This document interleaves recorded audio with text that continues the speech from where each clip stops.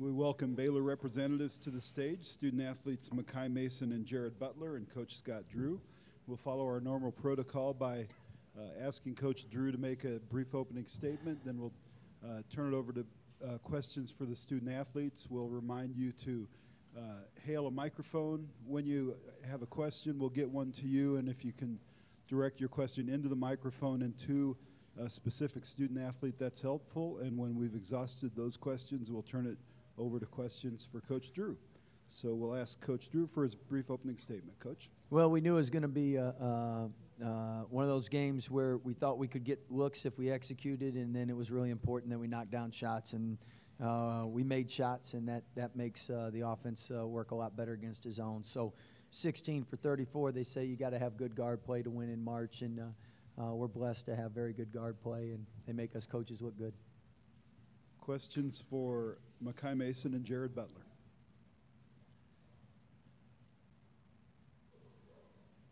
For both of you guys, yesterday we all talked to Syracuse about their zone, and the players were saying, you know, there's nothing like our zone. It's different. We're longer than other teams. You can't prep for it. But you guys play a zone sometimes. I know you haven't used it as much this year.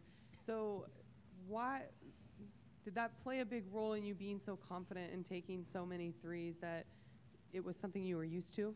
Jared, let's start with you. You're right, and their zone's different, and I think our zone's very different. And I just think our mentality going into the game that we had to make shots was important. And we know when we play zone and guys just hit tough shots, it's kind of heartbreaking. So, you know, we had that same mentality going into this game, and we had to lock down on defense. But like they said, the zone is different. They make you think, but I think our aggressiveness and our, wanting to shoot the ball really helped us a lot.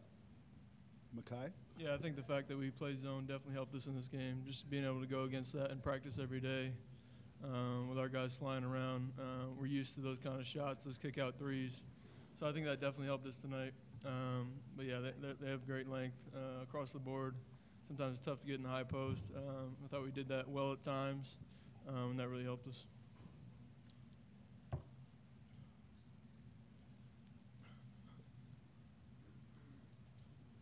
Nick Anazales, KCN, for both of you guys. I mean, can you just describe the win for Baylor Nation?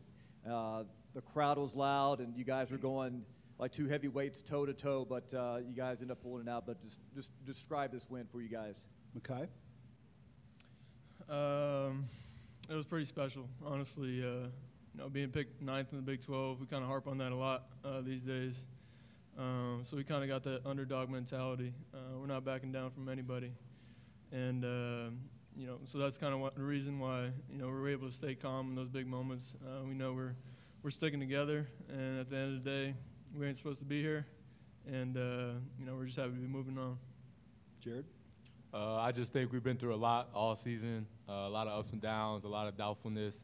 But I wanted to say this, that, these guys, they stuck together. We stayed together even through 4 losses back-to-back. So, these guys are special. Everybody believes in Coach Drew and the coaching staff. So, man, I think we deserve this in a way. So, it's big time.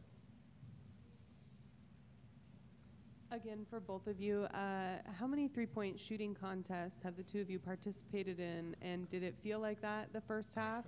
Each team only attempted 5 twos, and I noticed when you guys came on the floor to warm up for the second half, no one was even taking shots in the paint. It was all outside the arc. Jared doesn't want to talk about her three-point No, contest. let me tell you this. He doesn't want to talk about in the first half, you expect Mekhi to hit at least 5 threes. Mekhi, when he comes out in the first half, is butter, but in the second half, I had to get him. I had to hit a couple, and ones, took a couple threes, but yeah, he's a great shooter, man.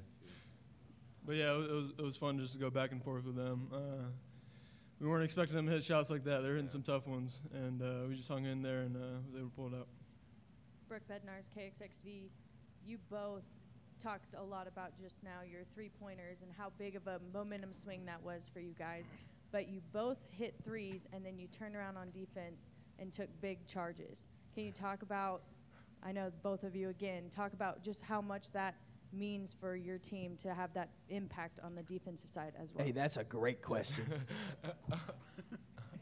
Mekhi actually leads the team in charges. We actually stat the charges after every game, and try to get the most charges for a pair of shoes, low key. But you know, Makai, he does a great job, and I want to be just like that when he takes charges. He gets the team riled up, and any way I can, you know, get momentum swings and get the good players in foul trouble, I'll try to do. So Makai, he's taught me how to take some charges. I'm not gonna lie. JB's got 3 more years to get to that charge level. But yeah, it just shows our mentality, our toughness. You know, we're not trying to celebrate threes. We're just trying to make the next play. That's big for us. All right, we have time for one more question for the student athletes. Do you guys have any thoughts on Gonzaga? Have you watched them at all this year? Did you watch them at all earlier? I've watched just being a college basketball fan. You know, I know they're a great team, great solid team, but I feel like every team can be beaten in March. So, you know, we're going to prepare just like any other team, scout, you know, look at their tendencies and, you know, their best players. So, you know, we're going into it just like we're playing another team. I'm not saying Gonzaga's not good or they're amazing, but, you know, we're level-headed going into it. Spencer Linton, KSL, Salt Lake City. This question is from Makai. You beat Baylor in 2016 in the NCAA tournament. Today was better. Now, yeah, I figured as much. Now you've won with Baylor. How would you compare and contrast the feelings of those bookend tournament wins? Yeah, both are very different, but both are special for their own reason. When I was at Yale, I don't think we'd been in the tournament for like 64 years. And obviously we were, you know, a huge underdog going into that game. And then, you know, with Baylor, just to, you know, basically miss the last 2 years, just go through all that physically and mentally, just to come out here and have a chance to compete against the best, you know, going into March Madness. You know, you can't write a better story, really. All right, we'll let the players go, and once they've left the stage, we'll turn it over to questions for Coach.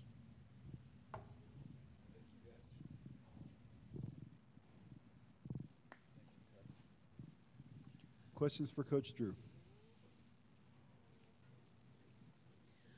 Scott, what were you thinking the first half when you guys are just trading threes? Were you enjoying it, or were you thinking, gosh, maybe we could put the ball in the paint occasionally? Well, I'm an offensive coach, so I liked it. But defensively, obviously, when you're making shots like that and you're not getting separation, that's frustrating.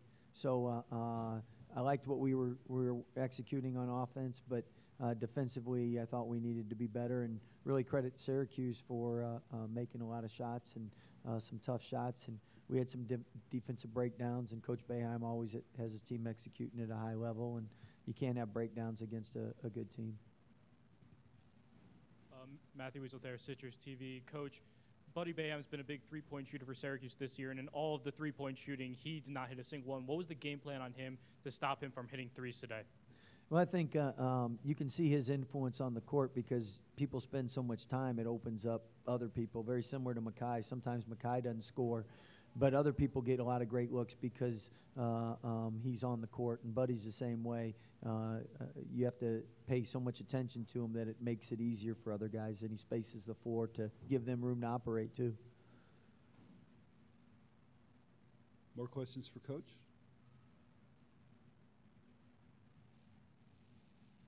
Coach, I just wondered if that was part of the game plan to go against their zone to shoot that many threes and going in.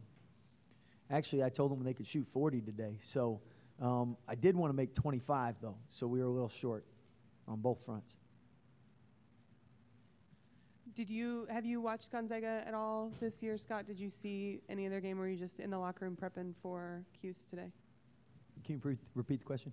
Have you seen Gonzaga at all this year? Have you watched them? We have 2 guys on our staff from their program, so I think they called them and made sure they didn't change any of their play calls. And anyway, we got so much respect for their program. Coach Few does such an amazing job, and those guys compete at such a high level. But I know we'll be very familiar with their program, and they're familiar with ours because we've played against each other, we've scrimmaged against each other. Coach, in a tournament format like this, how long does the feeling of euphoria of surviving and advancing last before you have to try and put that in the closet and then turn all of your attention to Gonzaga in a unique format setup? Once I get back to the locker room, it's all on the Zags. So that's that's the tough thing is you can't really celebrate a win, especially in that first game when you play so quick. Last question. Coach, Makai mentioned about being underdogs the whole year. Injuries happen, piling up, and, you come in on a 4-game losing streak.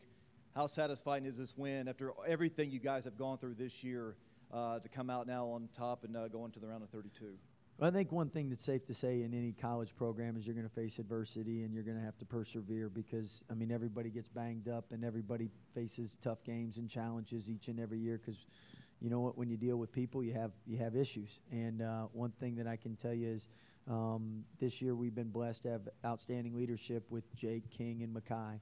And they've always done a great job in keeping the locker room and making sure everyone is focused on the right things. And then you got to credit the whole team for having great chemistry to support one another.